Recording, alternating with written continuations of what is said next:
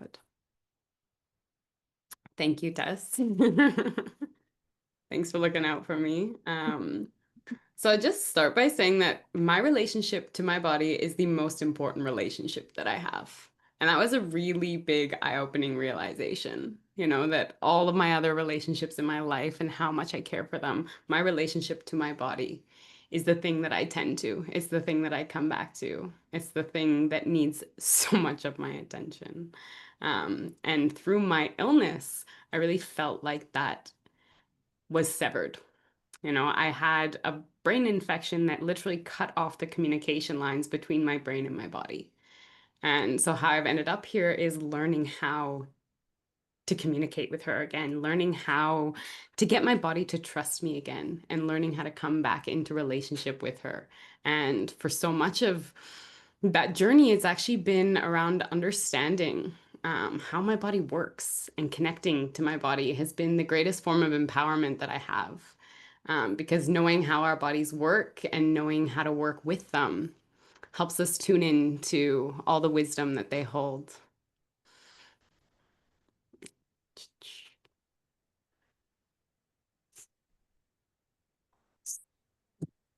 So I went over this in our first call. Hi, Janine. Welcome, welcome.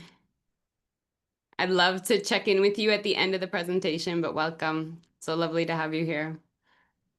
I went through just estrogen and progesterone. So like these are the hormones working within our body, right? And they are the two dominant female sex hormones, and they have energetics behind them. And so I'm going to go over in this presentation just what their roles are physically, but also how that manifests energetically and behaviorally.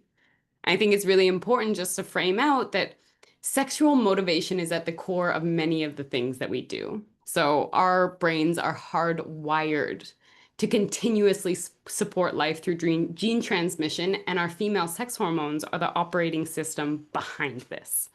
Right? So all the fluctuations that we're going through, they are there and in place to facilitate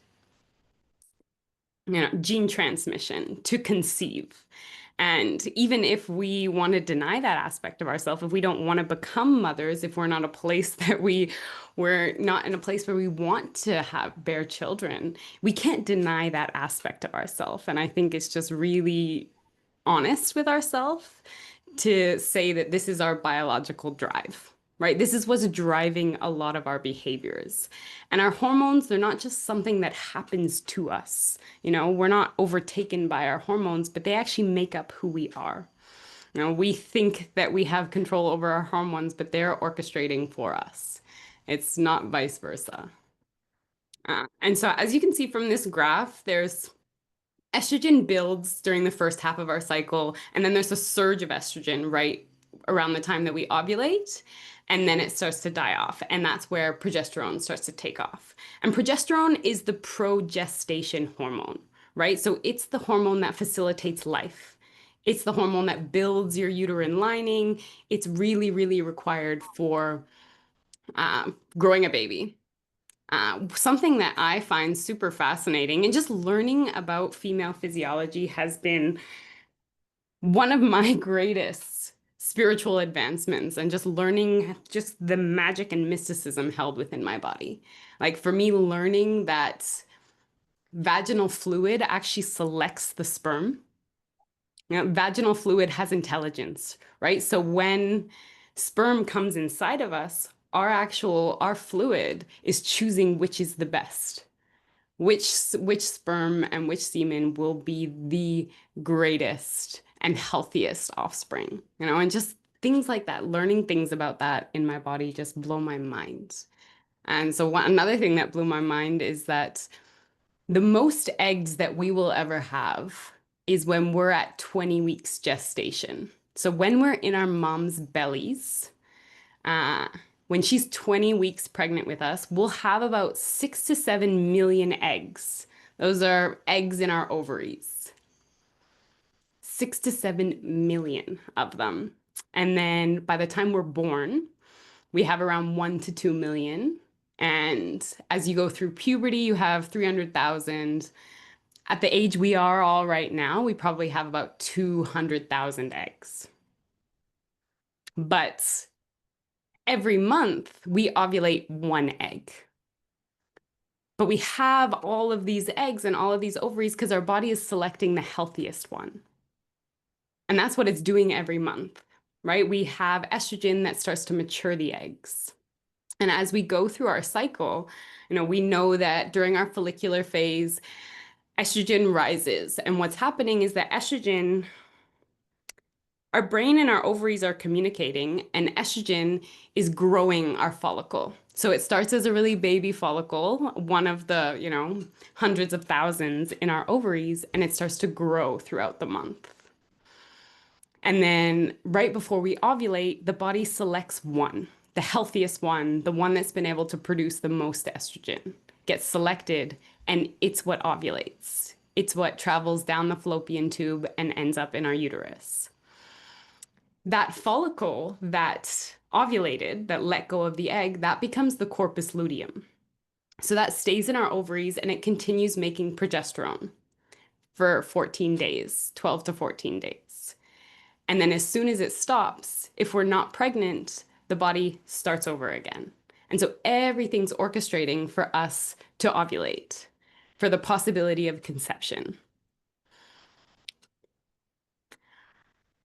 But this building stage, this surge of estrogen in our body not only makes conception possible, but it alters our behaviors to help facilitate conception.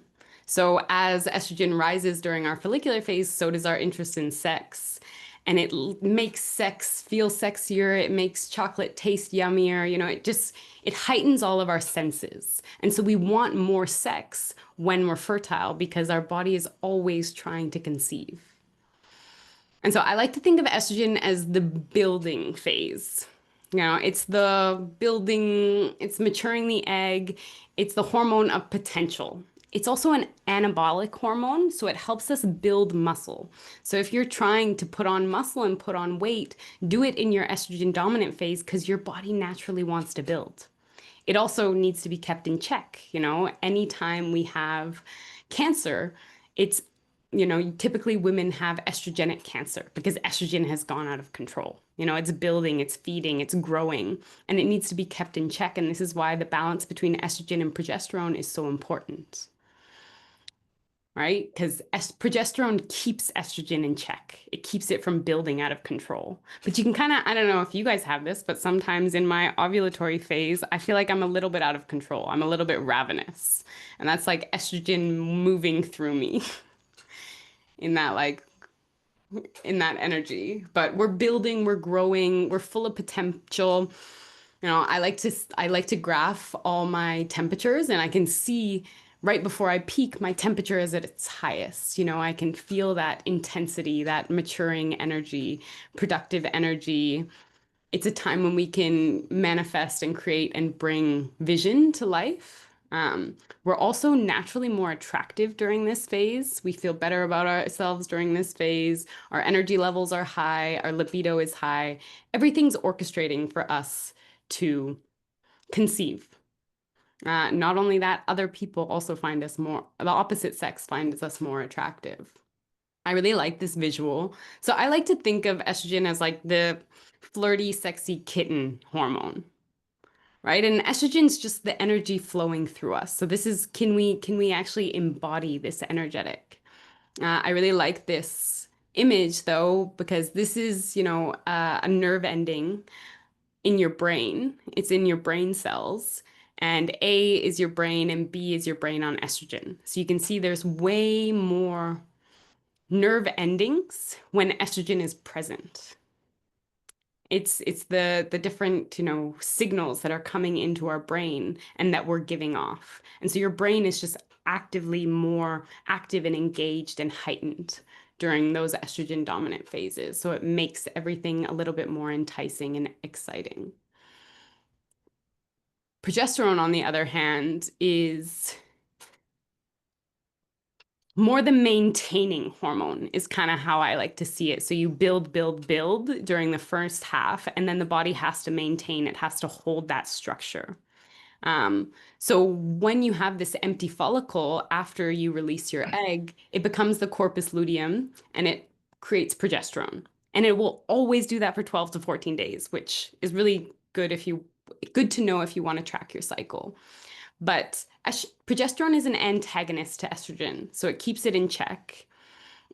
It changes our endometrial lining. It helps develop the embryo, a fetus, contractions during pregnancy. It changes our vaginal fluids, making it thick and impenetrable, so no more sperm can get through. So it has all these roles physically, but energetically, it feels like the protector, the maintainer. It feels like mama bear kind of energy. Um, it's nurturing, it's more inward focused. It promotes in us biologically, like our behavior changes. We want to nest more. We want to prepare for a potential pregnancy. We get more hungry, we get more sleepy. We want to conserve, we want to rest, we want to nourish, we want to protect our internal life. So if estrogen is the building phase, um, someone's also said that estrogen is like fertilizer on your brain. So when we look at that image of the just brain interactions, estrogen is like fertilizer. It's making everything kind of turn on and activate, whereas progesterone is like a calm, native, healthy soil. It's a rest and protect kind of energy. We like to tend to our relationships. Um, we're a little bit more easily stressed out. We like to eat more. We like to slow down. And then during our menstrual phase, we have basically no hormones at all. So, Janine, we talked about fasting during your bleed time because it will not affect our hormones as much. I'm super curious if that's something you've explored or that you're going to explore. We can talk about that at the end, but it's our low hormone phase. So everything drops as soon as the corpus luteum, as soon as it's been 12 to 14 days, the corpus luteum stops creating progesterone. And if you get pregnant, then the placenta starts to create it. And it's the placenta which will create that progestation hormone to grow the fetus. But if nothing has been fertilized, then the corpus luteum dies and gets reabsorbed into the body. And this drop in progesterone leads to shedding and starting over again. Um, but this is a time to let go physically and energetically. Your mood and energy levels are usually at a lull, and it's a time when we need to just go inwards. We also have testosterone, and so it's not talked about that much, but we have 30 times less than men, and testosterone works with estrogen. So they grow together. So as your estrogen's rising throughout the first half of your cycle, testosterone's growing with it.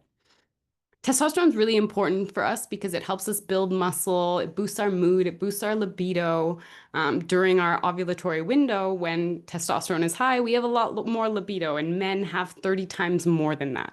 So you can kind of understand why they're so horny all the time. They have 30 times more than we do in our ovulatory phase. Um, but testosterone gives us this more single-pointed focus, more productive kind of energy. Another thing about testosterone that's really easy is that testosterone is stimulated by behavior. So our estrogen and our progesterone are pretty consistent throughout the month, whereas testosterone can be increased or decreased depending on how we act.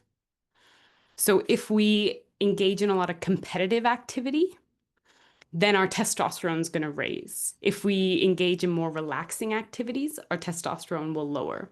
And so I think it's really interesting that as women have entered the workforce, a lot more conditions like PCOS have risen, which are testosterone-based conditions. And it's almost that as we engage in more masculine activities, our testosterone levels rise and we start to get these conditions, conditions that lead to excess androgens because of this excess testosterone in our body.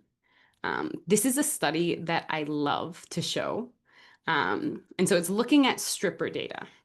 And so the guy that did the study, his name is Jeffrey Miller.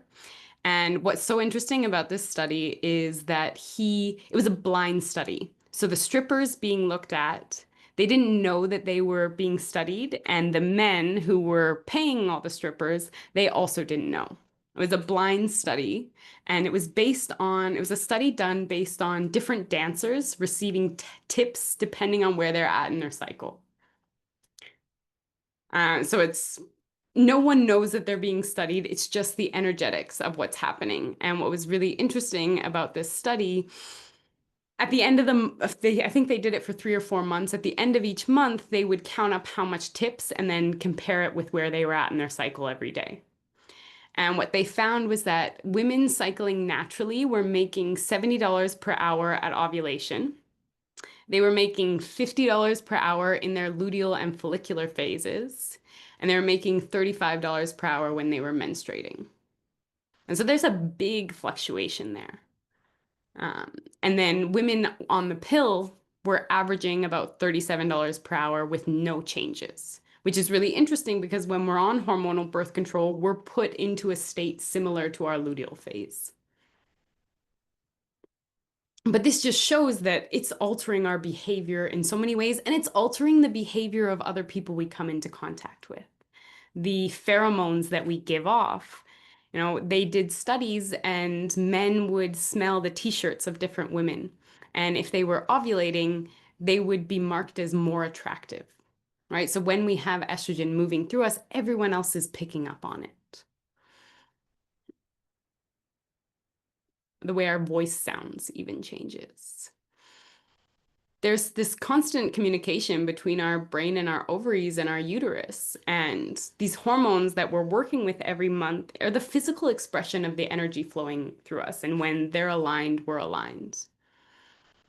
Um, when our hormones are anchored, we are, they're fluctuating whether we like it or not. Right? We don't get to choose where we're at in our cycle, and we don't get to choose necessarily which energy we embody. Like I really think that my cycle leads, right? And I need to match my cycle because she's happening with or without me. And it really comes back to like, are we able to match these energies? Am I able to go into that rest and protect energy during my luteal phase? Am I able to go into the void during my moon time when there's none of these energies moving through me, these bodily energies? And really learning how to attune to these natural cycles and honor them and honor that we have certain times of peak activity and certain times dedicated for introspection and reflection. Um, and be able to show up fully in each phase and embody each phase and recognize that there's a time for everything. I love that stripper data so much. I think it's so illuminating just of, what's actually going on in our body and like how our body is communicating with the rest of the world because our smell changes and everyone's picking up on it. Our voice changes, how we approach the world changes. And so, yeah, just learning how to work with those has been just part of such a big part of my journey and learn how to accept myself in all my phases. Maybe sometimes I want to be the sexy, flirty kitten, but she doesn't come around every day. She's here at certain times and you capitalize on it when she's there, and then you let her go when she's not. And like learning how to move through it with grace and just let these different versions of ourselves come up and then let them go and know that they'll be back. And then the big test is, when we go through menopause and we, let that version of ourselves go. That and really that version of ourselves is there because our bodies are trying to conceive too, right? And that's what's orchestrating everything.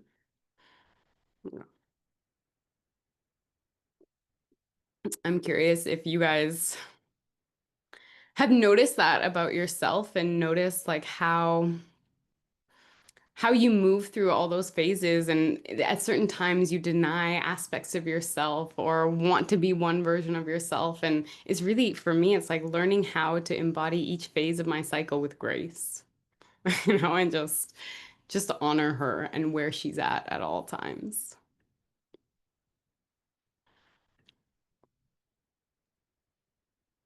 Um, yeah, for like the last year, just like tracking my cycle and being more in tune with what's happening. I definitely like notice those shifts, and I still have difficulty embracing them sometimes. In particular, just trying to like match maybe external expectations of me, like work or school, or commitments Mhm. that I've made. I've gotten pretty good at commitments that I've made that are like more flexible, just being open, be like, hey, I'm in my luteal phase this week, or Mhm. whatever it is. I don't feel like I have the space or energy. Um, One thing that I've been really curious about lately, though, is like, yes, how like each phase has a particular energy, but I've been worried about like boxing myself in those Uh-huh. energies. And so, like, rather than being like, oh, I'm in my luteal phase, I'm probably gonna be more tired or like sad or whatever. Mhm. Um, and then that can create like a feedback loop of like expectation. Yeah. Uh, Having like a general idea of like which phase I'm in, but also just like checking my body with how it genuinely feels. Um, and like some luteal phases, I'll feel more like sexy energy or like Mhm. feel like drive to have sex more, or yeah, and just trying to like actually be in tune with my body and like what it's Mhm. actually feeling in the moment, rather than being like these are the phases. Yeah. And even with like the four seasons, it's like no summer is the same, no Yes. winter is the same. It has certain energy to it, but it's all about how you approach it and how you work with it. But just knowing that that's like the energetic that I notice, at least I have patterns, Yes. Yeah. right? And I track all of my patterns and I know what's coming. And it's not that I'm rigid in those, but I can prepare for them. Yeah. Right. And I feel like when I prepare for them, I can go into them so much deeper. But this understanding that like not every summer is gonna be the same, right? Yeah. Not every version, not every season that comes around is gonna be the same, but there is this energetic that I need to learn to fall into. And not that I need to learn to fall into, but I like to fall into. And I think a lot of the times modern women have a really hard time falling into their luteal phase because it's not generally accepted in our society, right? It's like we have been trained to deny that side of ourselves a little bit, to suppress her. And so, really, my work has been I don't actually know how to be in my luteal phase. A lot of, and I have to relearn how to be that version of myself. And so, I really try and make space for her. Yeah. But absolutely, I think that the four seasons and the four phases can get a little boxy. But also just knowing like, estrogen is an anabolic hormone. So your potential to build, like if you're gonna work your body, like that is the time to do it. There's sometimes when I'm in my luteal phase and I have this surge of energy and I'm like, oh, I want to build, I want to lift. And it's like, okay, I'll still do that, but it's like not what my body naturally is capable, like wants to pour into. Yeah. I definitely don't say that in a way of like criticizing having these like guidelines. I think it's really helpful, like you said, to like prepare. But I noticed that I was like getting in being like, okay, well, like this is this time and this is this time, rather than being like, how does my body actually feel? Uh-huh. Yeah. Okay, yeah. And there's like the mind that wants to do these things and perform and, run the marathon and whatever it is and go to all the parties. And just being like, okay, what does my body actually want to do right now? And is it my mind that wants to do those things? And am I overriding? Am I overriding? Am I overriding? But reconnecting those communication lines. Yeah. I'm curious, Janine, where you're at in your cycle. I just finished my ovulation, so I'm just starting into my luteal a little bit. Hmm. Um, I haven't been tracking it exactly, but just like based off of like my sexual drive, and then my breasts always get a little bit tender right when I start to go into my luteal. Hmm. So that's kind of where I'm at the moment. Hmm. Yeah. And your body's always Yeah. giving you signals too, right? I'm not like I had to track Yeah. religiously to learn my body's patterns, and now I just know where I'm at basically all the time, just based on my energy, how I show up with every time I wipe my pussy. It's like, oh yeah, there I am. I'm about to ovulate. And it's like it just becomes almost second nature. But you have to learn the initial steps, right? You have to learn the patterns of your body first. Hmm. Yeah, that's what I feel like I'm just like learning how to do right now is like Mhm. starting to recognize the patterns and notice the shifts in energy when that comes up and just being like, okay, that that tracks. Instead of trying to, yeah, force a certain thing all the time because like Yeah. I don't know, for so long, so much of my life I just didn't know. So you're just like, yeah, trying to like drive all the time. Yeah. Yeah, I think the combination of A, no one taught us how our bodies work. B, all of us Hmm. pretty much went on birth control to cut off those signals. And then we all work inside of Hmm. a system that doesn't really recognize our biology. It doesn't create a lot of opportunity to have those, the realizations and those connections and that like just intuitive connection with your body and what it needs and what it's going through. Hmm. So for me, I really had to spend some time focusing on that. And now it's just integrated into my life completely.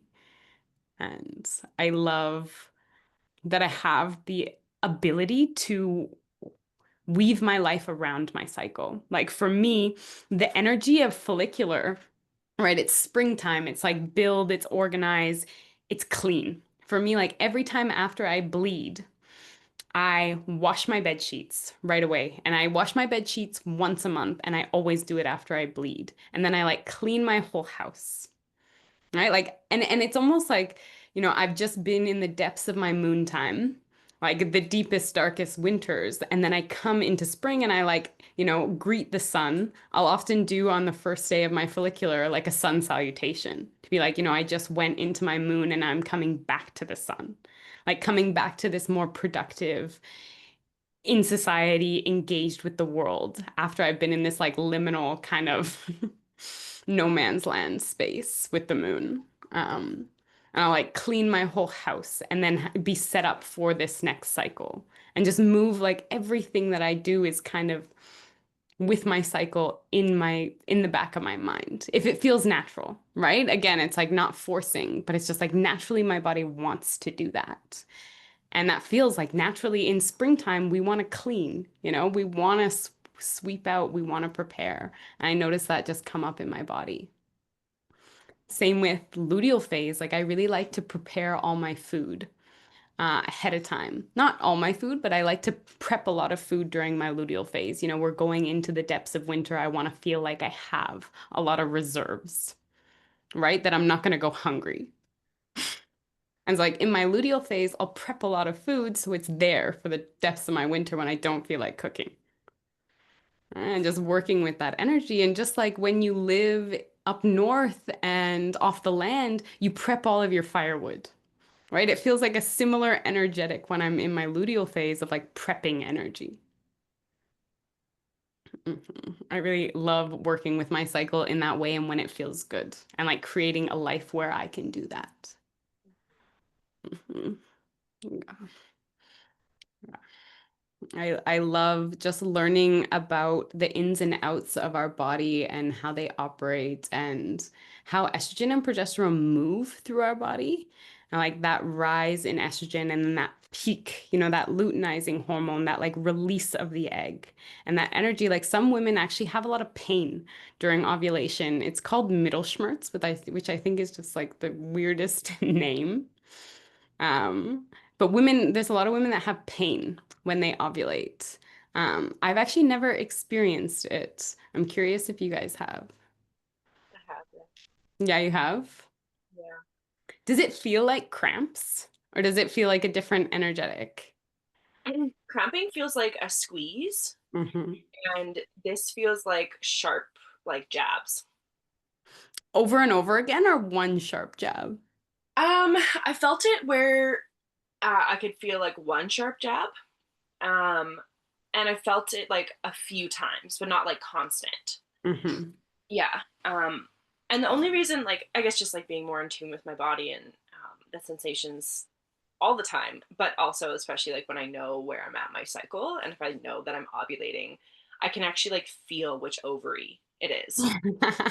Um, and like I can feel where like if I get that pain, like I can feel Uh-huh. where it's coming from, which is really interesting. Yeah, super interesting. And just having that bodily awareness and having those signals of like this is what's happening right now.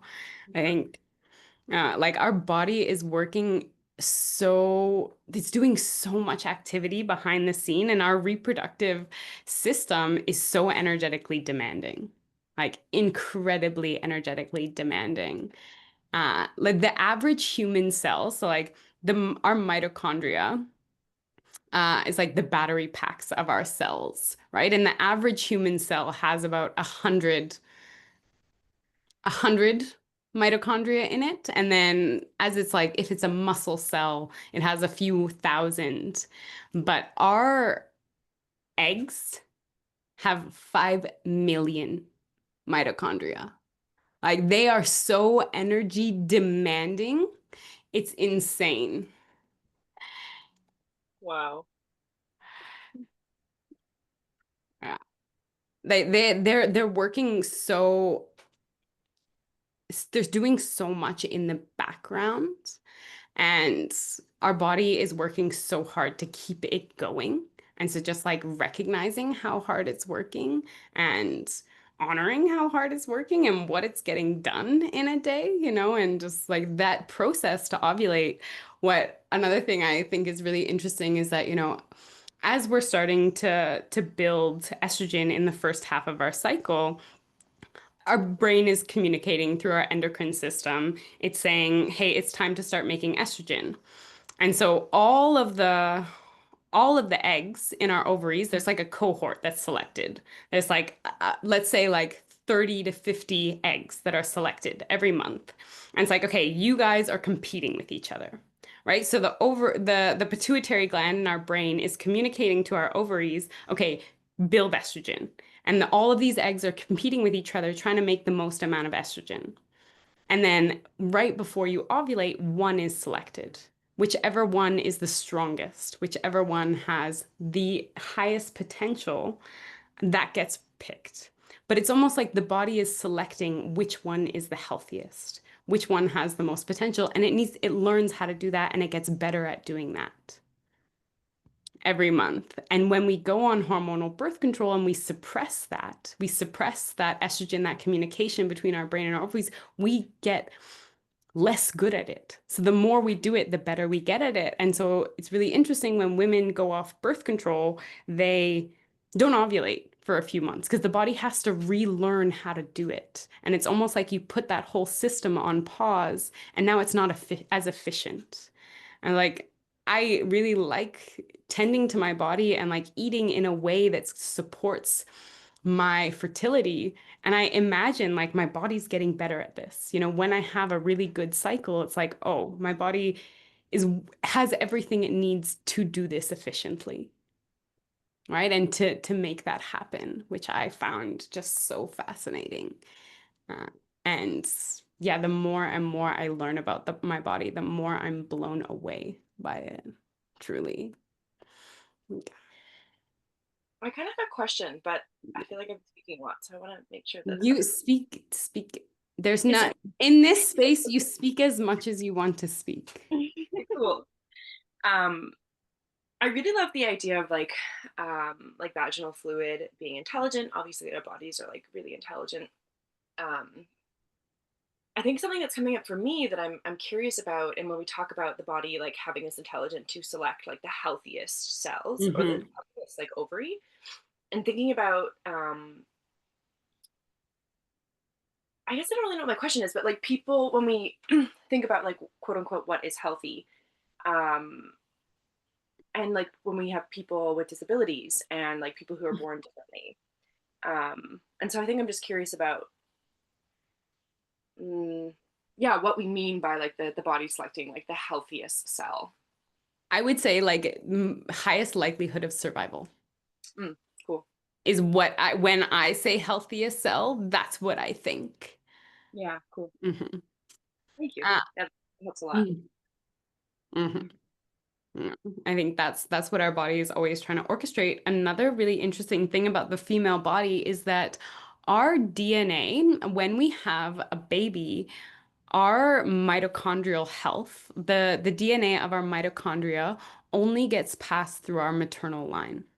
And so you don't have any of your father's mitochondrial DNA. So that like those battery packs that produce our energy, it's all coming through the maternal line. And I find that so fascinating because that's an unbroken chain, Mm. right? Like your energy, your body's ability to make energy comes right from your mother, your grandmother, your great-grandmother, your great-great-grandmother. That is an unbroken line of energy of DNA being passed through your cells, which to me, I just like, talk about ancestral work, talk about mother wound, talk about, all of these things. That is an unbroken line into our womb. Right? And that we will pass down and tending. Oh yeah. This wasn't the ceremony you're speaking.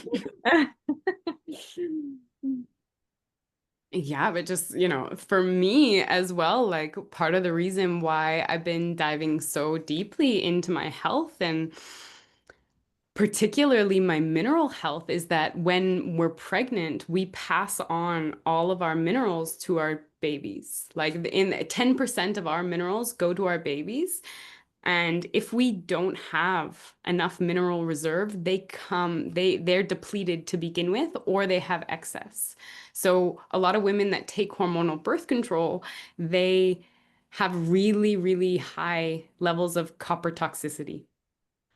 And the more and more that generations take hormonal birth control, the higher the levels of copper toxicity they have. And so like what I'm working on right now in my body is like, how can I lower my levels of copper because of all of the hormonal birth control that I took that made my copper out of control? How can I lower this so that my children in the future don't have to manage this right from the get-go? But like, So, no, sorry, I don't want to interrupt you. yeah, go ahead. I was just curious, if there's any symptoms of eye like copper, like if you know more about it. Yeah. Yeah, often like there's a connection between copper toxicity and anxiety and depression. And so they're seeing that, the more women that give birth to children that have been on hormonal birth control and got off, like you're seeing a rise in these things. I know that depression and anxiety are definitely on the list. I have some more in my notes.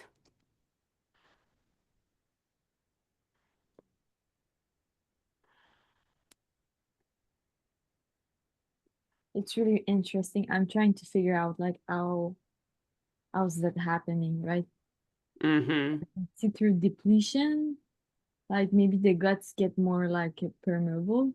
So it just Definitely the guts get more permeable, but also like copper and estrogen have a really close connection. And so we have all of this excess estrogen in our body through the hormonal birth control, and copper is very much attracted to it and bound to it. mm, Hmm. That's also really interesting because I think about like the copper IUD and how there's Hmm. a style environment within your uterus, for like so that a child can't grow, or like that's the premise Yeah, basically. That's really interesting. yeah.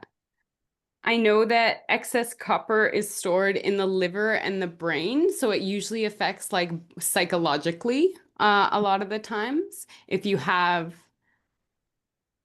excess copper, it's typically going to affect your psychological functioning. Um, but they're seeing rises in copper levels ever since World War II and women started going on birth control. There's been a steady, steady rise. interesting. Yeah. Yeah, makes sense. you, Em. Yeah, thank you. Yeah, I'm so fascinated by how all of these things interact. And a lot of the times with the copper IUD, it makes it an inhospitable environment. But it's also copper that is not bound to proteins, right? So it's like almost a free radical in your system, and it's raising the level of like unbound copper uh, cells that can cause a lot of reactive oxygen species, a lot of oxidative stress in our system, and cause imbalances. Mhm. But it is interesting that it makes it inhospitable. And then also that being on hormonal birth control, we have an excess of it. Yeah, I find that so interesting. Mhm. There's definitely a connection there that I'm going to dive into. Mhm. Mhm. I have another question Yeah. about like testosterone and it saying that like behaviorally affects people, like the female sex hormones, or just like, yeah, affects. Did you know if it um it also affects people with like male sex hormones behaviorally as well?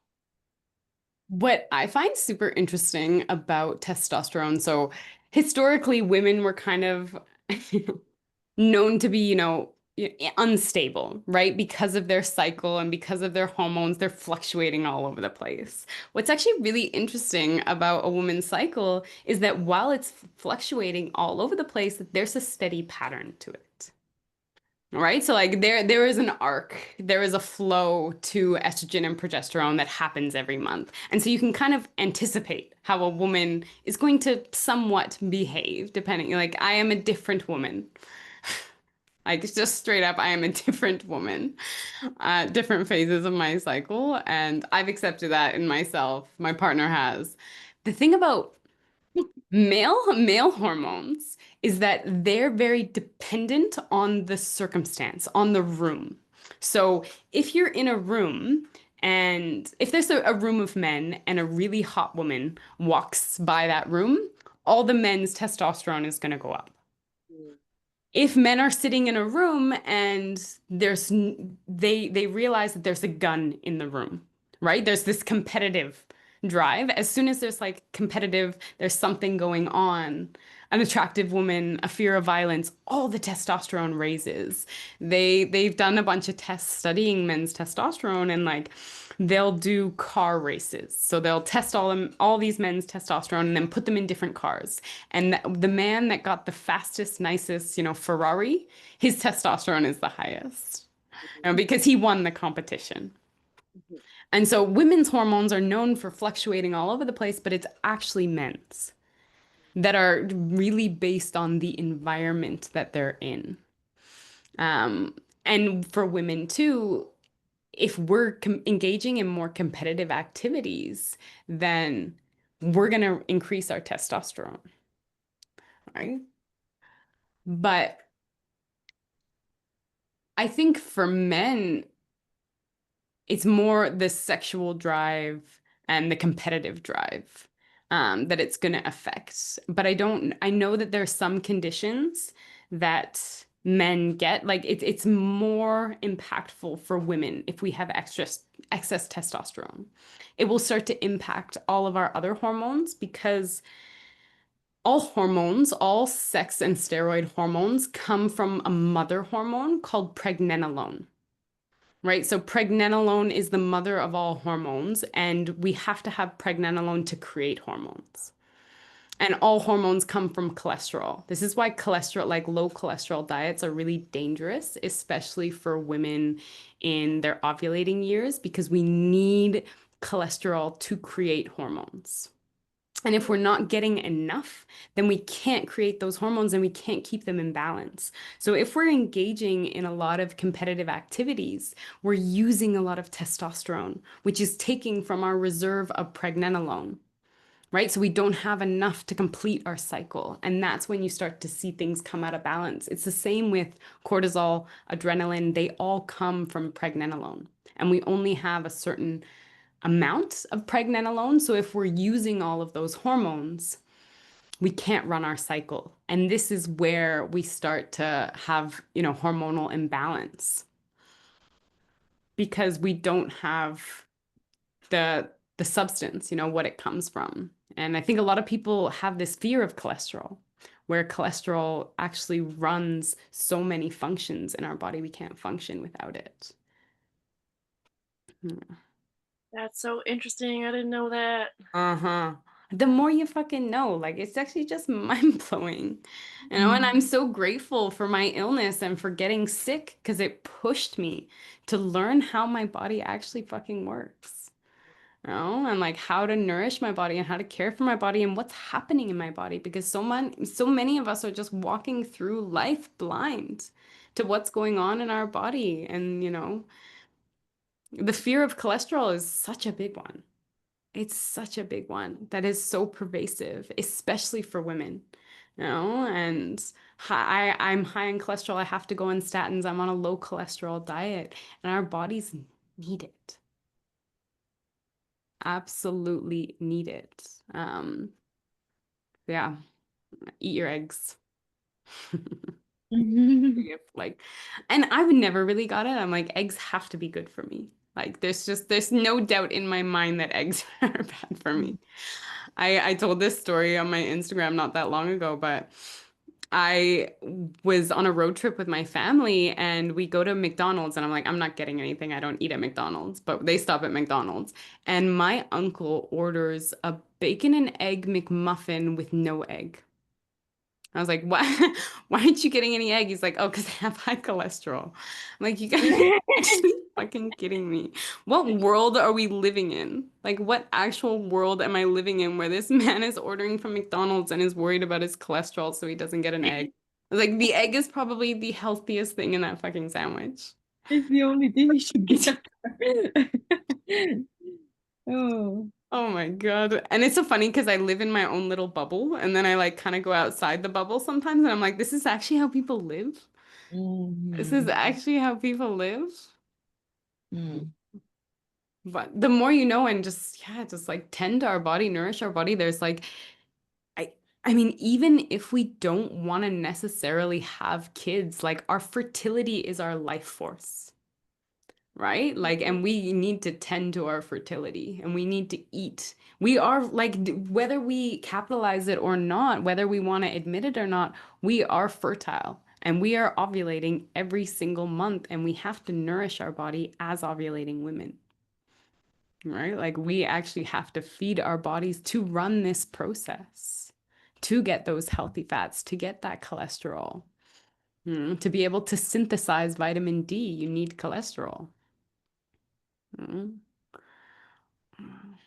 But Speaking of all this food, my body needs food. yeah, So, go eat not- that. yeah. Lovely to see all of you. Hope to connect with Mm-hmm. you. Good to see Yeah, you. Bye. bye, Des. Yeah. Pretty good. Yeah. Oh. She cannot stay on the call. I don't know what it is. I love what you spoke about this season at the beginning with the summer phase. Like every summer is not the same. Mm-hmm. Thing I've been feeling in my body because like I know like I live in Canada, right? So there's 4 seasons, but like this spring just can't handle. Like there's like a lot of forest fire right now, and like it's been cold. It's been really Yeah. cold. Yeah, it's been really really cold, and I feel like it kind of gives me also the allowing myself also to not be regular, like I was saying. Mm-hmm. Yeah. Yeah, it's like oh yeah, Mother Earth, yeah, she's on the same time as me. Like, Uh-huh. We have these expectations of how we're gonna show up and how she's gonna show up, right, too. yeah, Mm-hmm. And let yeah, all that go. yeah, Mm-hmm. yeah, Okay. yeah. Yeah. And also, like, for me, I'm ovulating right now, but it's like really rainy and cold here. And just recognizing that, like, we give so much weight, to our external environment. Of course, it's a rainy, shitty day. It's really cold outside. Of course, I'm going to be a little glum, right? Like we recognize that our external environment is always impacting how we feel. But how Mm. about our internal environment? Where are we? Are we at our spring, summer? And when they communicate with each other, right? Like when we're ovulating in the peak of summer, we can feel that energy. That energy builds in us and we can match it, right? We can resonate. It's almost like a co-resonance between like your inner environment, your inner landscape, and your outer environment. But when they're not in tune with each other, you can also feel that. When everyone's out, everyone's, like outside camping, go, go, go, and you just want to hermit. You just want to stay in. And just like learning how to honor both seasons simultaneously and work with them. Mm. Yeah. Yeah. Yeah, yeah. And also like I remember there was one summer, and summer is a time when like, you're easy to be burnt out. In Ayurveda, there's like this the time of repletion, when you're restoring your energy, and that's from fall into winter, the summer solstice, and you recharge your energy. And then summer solstice, is a time to deplete your energy, right? You use all your reserves, everything you stored up from the winter, from that rest and nourish, and you have all this excess going in. And I remember there was one summer where I, had spent the winter in recovery and I was just getting healthy again, but I didn't have that like extra vitality, and just being okay with like, okay, I can't keep up with everyone else right now. Like I don't actually have that life force to like match the summer energy, and I'm almost living in a permanent state of fall because that's what my body needs from me because I feel burnt out. And like honoring that and respecting that and just accepting that in myself, of being like, maybe I can't do everything that everyone else around me is doing and everything that I'm getting invited to because I just don't have it. Like sometimes I have to do that with my cycle too. I would love to go to this, but I'm about to bleed. And it's just like the power of actually like speaking up for her. Because there would be so many times that I'd be like, oh, I'll just come. I'll just go. I'll be fine. But actually saying like I don't have that excess energy to do that right now. And her listening. Yeah. Yeah. Yeah. Yeah. I'm so grateful for, listening to that call about the Diva Cup and like letting it go and just feeling that connection and just being like, okay, this is the resonance that I need to stay on with my womb. Like when she asks something of me, I respond and I honor that. And she gives back tenfold. Mm. And I feel that in my life recently, I maybe haven't been. And so, like, really getting back on that wave and that connection and that listening. Yeah. Like Mhm. in your whisper, right? Uh-huh. Yeah. And that energetic of like her asking me not to put something inside, right? And like how many times I've done that. Mm. It's just like, wounding. It's like a rewounding almost. Yeah. Uh-huh. Yeah. As a really, really big one for me, and like really for me, like not if I don't want to have sex and like not here, but like my body, I have to honor that. Mm-hmm. Mm. But it was amazing. Like I haven't had a G-spot orgasm in a while, probably since I went off dieta. And then the week that I threw my Diva Cup out, I had three. Oh. It was just like, okay, body listens. Body's like, yes, Emily. Hmm. Yes, Emily, we're That's listening. crazy. What'd you say, Janine? I just said that's crazy. Like, wow. Oh. How, yeah, how much that was affecting you.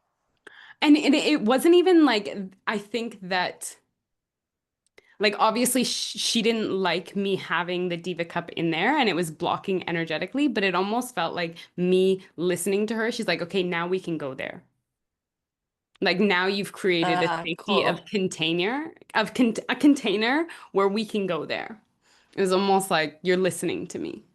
Mhm. Hmm. Like the bounce back. Very cool. Exactly. Exactly. But it was just amazing to see how quickly there was like a feedback there. Mm. Hmm. Yeah. Yeah. I've been, let me see, like kind of in the same process as you do, Em, but differently with like, I mean, my partner. And like we've been like we had like a phase this year where like we were about to like break up. Like Hmm. our sexuality was just like not. Not happening. Yes, it's just my body's body couldn't respond. Like there was something off. Like we couldn't connect. Like, and we started to work with a couple who are like really deep into like tantra, Hmm. and we started the simple exercise of just like being in meditation together, Hmm. having like him inside of me. Hmm. Damn, fuck. The valve just freaking opened. It's just Yay. bringing that energy, just so much memory coming up. Hmm. Like I could see like all my conditioning around sexuality, Uh-huh. all the shame, the guilt, the time that I said yes, and I didn't want to. I had dreams of like ancient relationship, like partner, like abuse. Hmm. Everything was coming up, and I was like so fucking angry. Uh-huh. It- but like, god damn, it feels good to tap inside of that, and like it create the bound back, right? Uh-huh. Like I And thought I was listening, but I was not. It, alchemize it. yeah. Hmm. And turn that anger into love for your partner too, right? Mm, For bringing you there. I'm so grateful. Hmm. But it's such a big one. If there's a wound there and you re-wound it, for me, that was like so important for me after having like, sexual trauma from my childhood with men.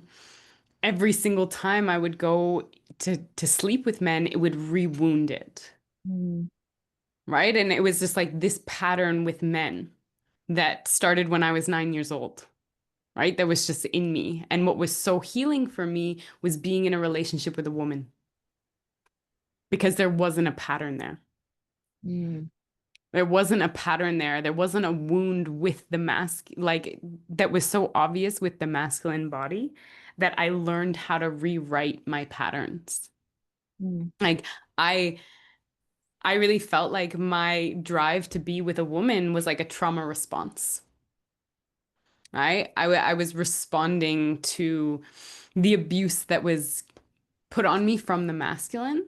And so I was going towards women because it felt safe. But it was like through being with a woman that I healed my relationship with the masculine.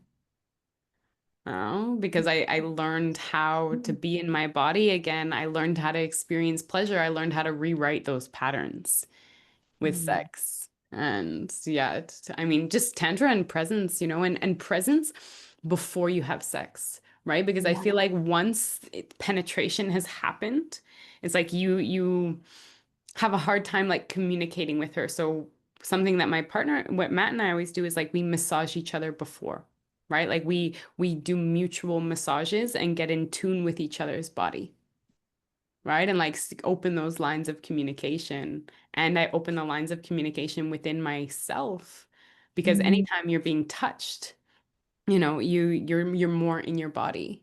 And then you go into, a state of intimacy from there. And the lines of communication are so much more open. yeah, definitely. And also the safety of just like, okay, I'm just being massaged. Like there's no expectation. It's Mm-hmm. just presence and love and kindness. Mm-hmm. It's really yeah, it's really healing. Yeah. And just like, you know, being present with each other's body without this, you know, sex necessarily even being on the table yet.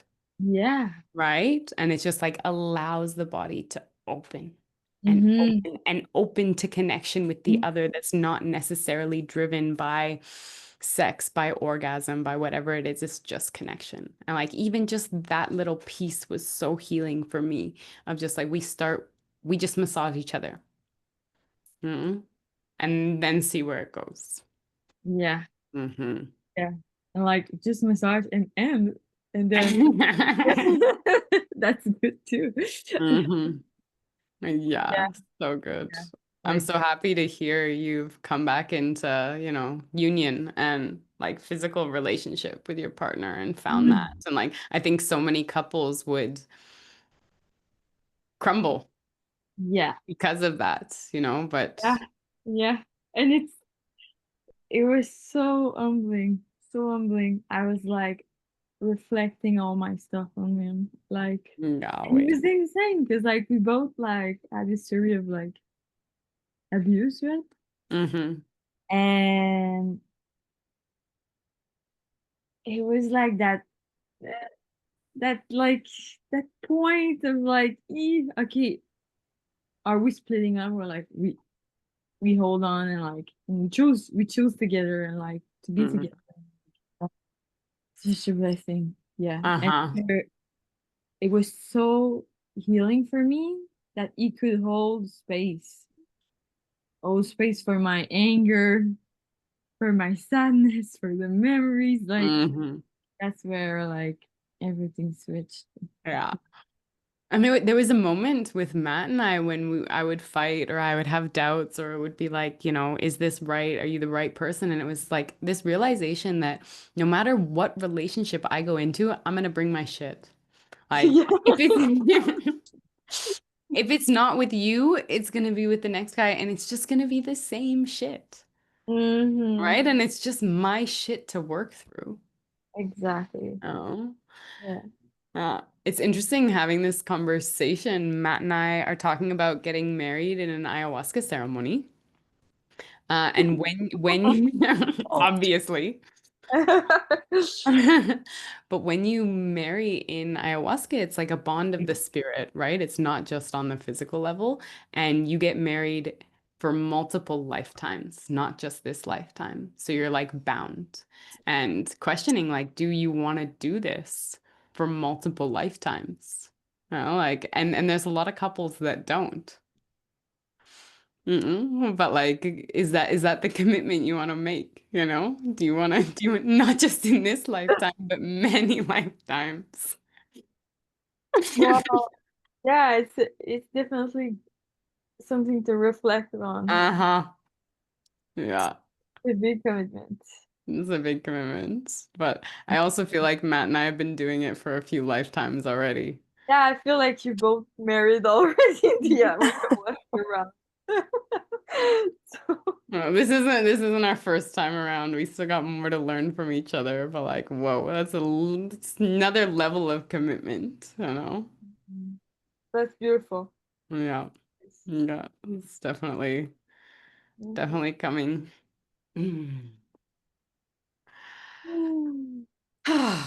Well, this week I said no to my Diva, from our last call, I said no to my Diva Cup, and I'm so amazed at what happened. I wonder what I'm going to do in honor of her this week.